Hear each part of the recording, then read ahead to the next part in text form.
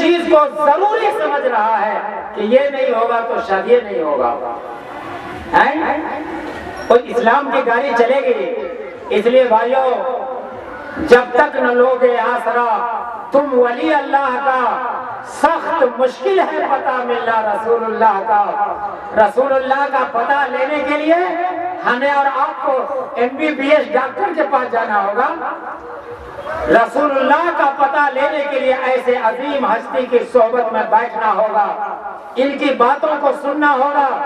آج تو سننے میں تو اچھا نہیں لگ رہا ہوگا, اس لیے اس میں راز ہے. تو کیا راز ہے وہ آپ کو بتا دیتے ہیں, وہ کون سا راز ہے.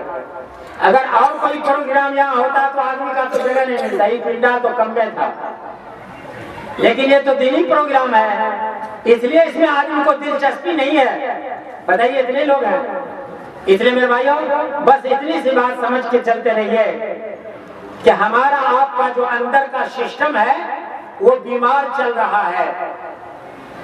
اور آدمی اگر بیمار پڑ جائے, اس کو اگر بخار لگ جائے تو اس کو گوشت بھات بریانی اچھا نہیں لگے گا. کیوں کہ اندر کا سسٹم خراب ہے, اندر بیمار ہے. جو روح ہے وہ ہمارا آپ کا بیمار ہے, اس لیے اچھا نہیں لگ رہا ہے. بریانی اچھا نہیں لگتا, گوشت بھات اچھا نہیں لگتا. اس لیے سب سے پہلے ہمیں اور آپ کو چاہیے کہ اپنے روح کا علاج کرا لیں. بغیر اس کا علاج کرائے موت نہیں آئے. اس لیے ضروری ہے سب سے پہلے کہ ہم اپنے روح کا علاج کرا لیں.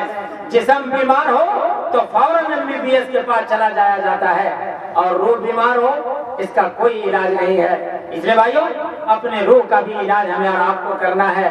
اور اسلام کی جو طریقہ ہے, اسلام کی جو گاڑی ہے, وہ ہمارے آپ کی مرضی سے نہیں چلے گا, وہ اللہ اور اس کے رسول صلی اللہ علیہ وسلم کی مرضی سے چلے گا.